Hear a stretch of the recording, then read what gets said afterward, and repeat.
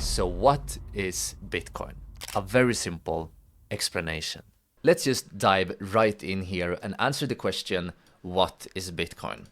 And in very simple terms, Bitcoin is the first digital currency that allows person-to-person transactions without banks or any other third party.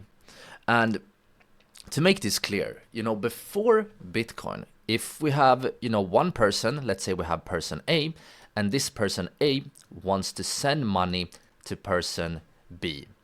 Before Bitcoin, it was not possible for person A to send the money directly to person B, because in order to do this, we first have to send the money to a third party. We can call this third party C. And this third party will be, a bank or other financial institution, maybe something like PayPal or something like that. But in order for person A to send money to person B, it first needs to send money to this bank. The bank will then double check that person A has enough money and double check that everything is correct. And when the bank knows that everything is correct, it confirms the transaction and sends it to be here. But the amazing thing about Bitcoin is that with Bitcoin, we don't need to first send the money to the bank. We can actually send the money directly from person A to person B. And this is what we call a person-to-person transaction or peer-to-peer transaction. And this is actually an amazing innovation, because before Bitcoin, this was not possible to do. Or it was actually possible to do, but the only way to do this was to use physical cash, right? So if person A wants to buy something from person B, he can do that if he uses cash, but he couldn't do it digitally. And that is why many people call Bitcoin the first sort of digital cash. I think that was what the creator of Bitcoin actually called it, and we will talk about that more later. But all right, so the next thing we need to know here is that Bitcoin uses 3 key technologies to work. And the first technology here is blockchain. Blockchain is a word you have probably heard about. It was very hyped up before. Many people talked about that blockchain will, be super important in the future and will be in many things. But still, in 2025, as I'm recording this video, the main use case for blockchain is Bitcoin. And I believe this will continue to be the case for a very long time. And when you look at blockchain, it can be very complicated if you dive deep. But on the surface, it's actually pretty simple. A blockchain is basically a public record of all transactions. So you can think about it as a list of transactions, or in other words, a digital ledger. Then this list will be sort of will be put into different blocks. But in general, I think the best way to think about blockchain as a beginner is just a list of transactions.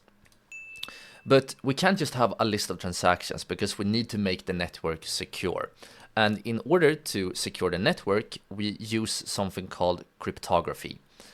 Once again, cryptography can be very complicated if you dive deep, but on the surface level, you can think about it as sort of advanced encryption or advanced mathematics that helps to make Bitcoin more secure and helps to, make the transactions between parties more secure.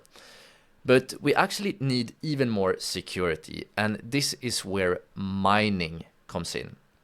You might have heard about Bitcoin mining, and this is actually a process where computers solve complex puzzles, or you can think about it as complex mathematical equations, if you will.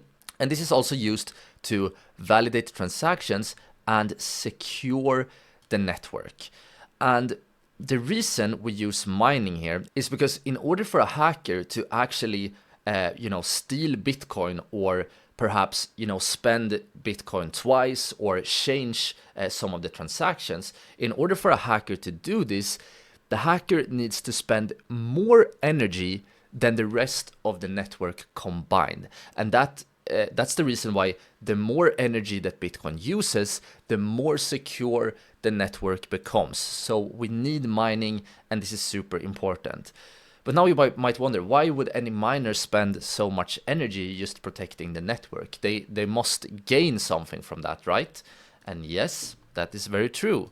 Because as a reward for mining, the computers that do this mining earns Bitcoin.